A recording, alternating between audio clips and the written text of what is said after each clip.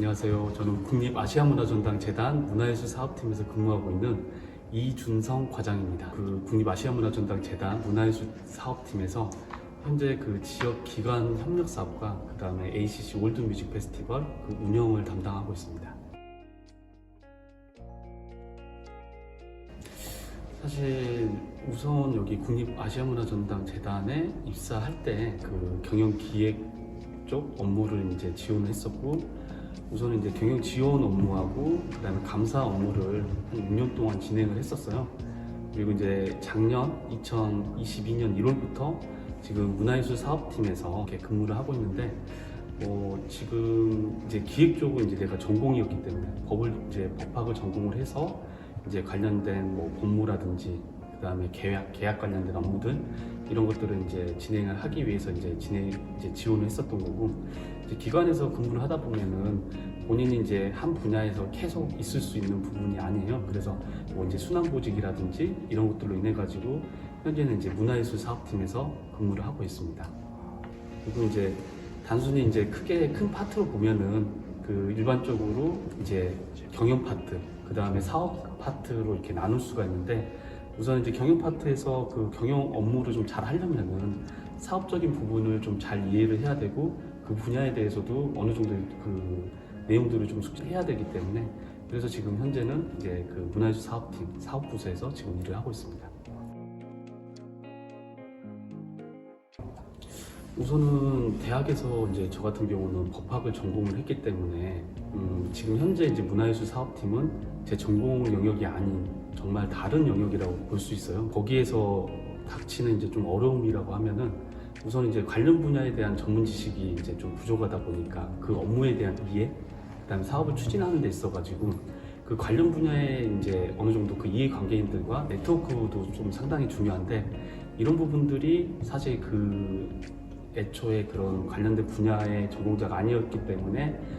처음 사업하는 데 있어서는 좀 어려움으로 좀 다가왔던 것은 좀 사실이었던 것 같아요. 네, ACC 그 월드뮤직 페스티벌은 올해 이제 14회를 이제 개최를 했는데요. 그 국립아시아문화전당을 대표하는 야외 축제 무대이고, 저희 국립아시아문화전당 재단에서 이제 전 세계 월드뮤직을 하는 다양한 아티스트들을 이제 초대해서 만들어낸 이제 하나의 큰 축제라고 생각하시면 될 것 같습니다. 그래서 그 다양한 아티스트들이 와가지고 저희 각 공연장, 야외 무대 여기에서 이제 공연을 하고 이제 일반 시민들이 함께 즐기는 그런 페스티벌이고요. 저희 이제 문화예술 사업팀 직원들이 각기 다른 영역에서 이제 활동을 하고 있는데, 저 같은 경우는 이제 월드뮤직 페스티벌에서 활동하는 이제 자원봉사장, 이제 저희가 월페 반디라고 이렇게 저희가 이제 애칭을 하고 있는데, 이 월페 반디 친구들을 모집하고 함께 운영하는 그런 업무를 좀 담당을 했었고, 이제 저희가 행사가 진행될 때 플리마켓이라든지 이 푸드트럭 이런 운영들을 저희가 좀 담당을 했었습니다. 그 국립아시아문화전당재단에서 지금 실행하고 있는 그 지역 기관 협력 사업은 저희 지역, 광주 지역 포함해서 이제 저희 전남권 이런 지역의 이제 예술인들, 그다음에 일반 시민들이 자발적으로 이제 문화예술 활동을 이제 좀 참여를 유도를 해가지고 이제 저희 국립아시아문화전당이 일종의 문화예술 활동의 거점 역할을 할 수 있는 그런 생태계 조성을 이제 만드는 게 사실 큰 목적이었고요. 대표적으로 지금 그 하고 있는 사업은 ACC 시민 오케스트라라는 운영을 하고 있고, 광주광역시교육청 그 협력 사업으로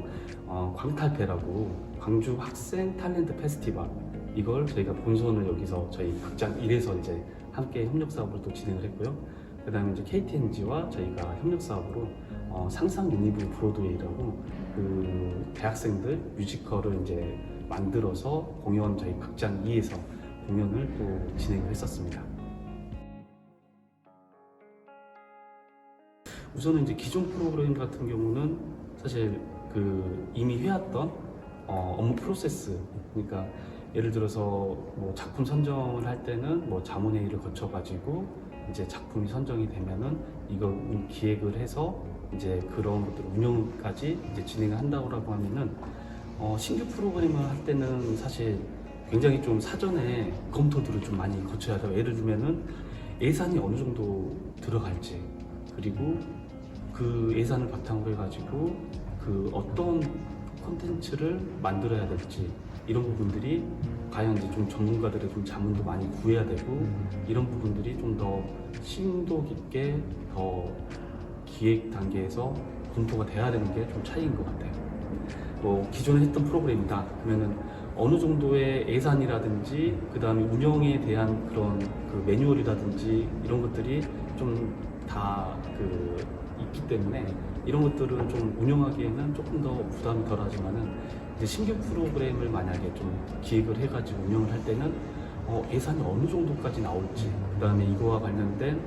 어떤 또 기대 효과가 나올지를 사실 예측할 수 있는 좀 부분이 좀 어렵기 때문에 또 참여자들의 또 성향이나 이런 부분들도 여러 가지를 좀 검토를 해야 되기 때문에 이건 좀 더 사전에 기획 단계에서 더 많이 좀 검토를 해야 되는 부분이 좀 차이가 있는 것 같아요.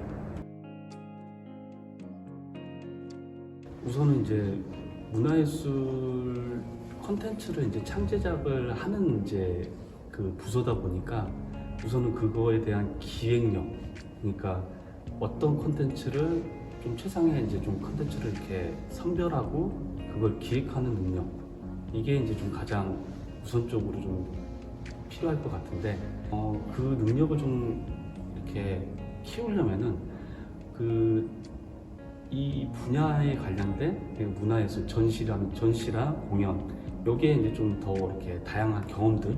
공연을 많이 관람한다거나 전시를 많이 보고 이런 것들을 좀 그 사전에 많이 이렇게 경험들을 통해 가지고 하는 게 좀 중요하다고 생각이 돼요. 그리고 이제 실질적으로 이제 일을 하다 보면은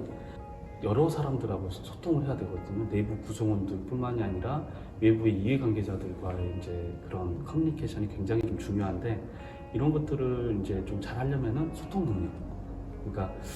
누구나 이렇게 그 조직에서 구성원으로 일할 때는 소통이 잘 되는 사람들과 이렇게 일을 하고 싶어하는 능력, 그런 것들이